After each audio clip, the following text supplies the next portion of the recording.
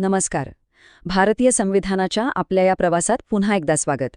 आज आपण एका अशा अनुच्छेदाबद्दल बोलणार आहोत जो खरं तर भारताच्या नकाशाची आणि त्याच्या भविष्याची एक रंजक कहाणी सांगतो.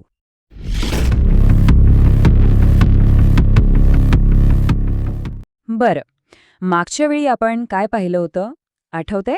आपण बोललो होतो अनुच्छेद 1 बद्दल की भारत हा राज्यांचा संघ आहे. ही झाली आपली ओळख, म्हणजे आपलं आजचं वास्तव. तर समोर दिसतोय तो आपला भारत, राज्यांचा एक संघ. पण कधी विचार केलाय का की आपण जो हा नकाशा बघतो तो असाच राहणार आहे का? म्हणजे हा काय दगडावरची रेघ आहे का? तो अंतिम आहे का? त्यात कधीच बदल होऊ शकत नाही?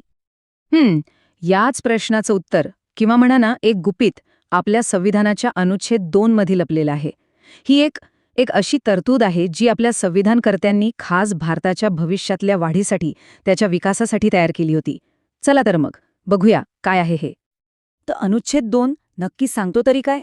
सोप्या भाषेत सांगायचं तर तो आपल्या संसदेला एक अधिकार देतो. कोणता अधिकार?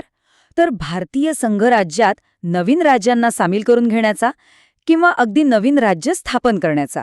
एकदम सरळ, सोपं आणि स्पष्ट. आणि खरं सांगायचं तर यामागचा विचार खूप सुंदर आहे. तो विचार हा आहे की भारत हा बंद दरवाजा असलेला देश नाही. विचार करा, आपल्या संविधान निर्मात्यांची दूरदृष्टी किती जबरदस्त असेल. त्यांनी एक असं संविधान तयार केलं जे स्थिर नाही, जे वेळेनुसार स्वतःला बदलू शकतं, वाढू शकतं आणि भविष्यातल्या सगळ्या शक्यतांना आपल्यात सामावून घेऊ शकतं. कमाल आहे. ठीक आहे, हे तर कळलं. पण मग पुढचा प्रश्न येतो की हे सगळं होतं कसं? म्हणजे ही प्रक्रिया नेमकी चालते कशी? समजा एखादा नवीन प्रदेश भारतात सामील करायचा आहे, तर भारताचा नकाशा बदलण्याची पद्धत काय आहे? तर बघा, ही प्रक्रिया तशी खूप सरळ सोपी आहे. सगळ्यात आधी एक नवीन प्रदेश निश्चित केला जातो. मग यावर निर्णय घेण्याचं काम करतं ते म्हणजे आपलं भारतीय संसद. आणि एकदा का संसदेने होकार दिला की मग तो प्रदेश एक नवीन राज्य म्हणून आपल्या संघराज्याचा भाग बनतो. याचाच अर्थ सगळा अधिकार, तो अंतिम निर्णय हा पूर्णपणे आपल्या संसदेच्या हातात आहे. आणि ही जी लवचिकता आहे ना, ही जी बदल स्वीकारण्याची क्षमता आहे, हीच तर आपल्या भारताची खरी ताकद आहे. आपलं संविधान हे काही दगडासारखं कठीण नाहीये, ते प्रवाही आहे. ते काळाच्या गरजेनुसार स्वतःला सहज जुळवून घेऊ शकतं. चला, आता एक इंटरेस्टिंग गोष्ट करूया.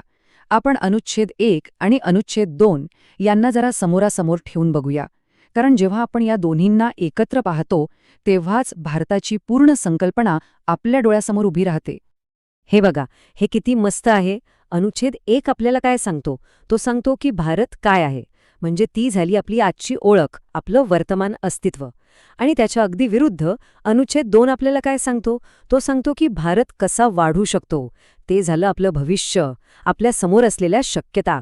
म्हणजे एकीकडे वर्तमान आहे तर दुसरीकडे भविष्याचा दरवाजा उघडा आहे.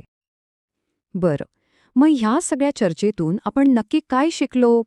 अनुच्छेद 2 मधून मिळणारा सगळ्यात मोठा धडा कोणता? या सगळ्याचा सार काय आहे?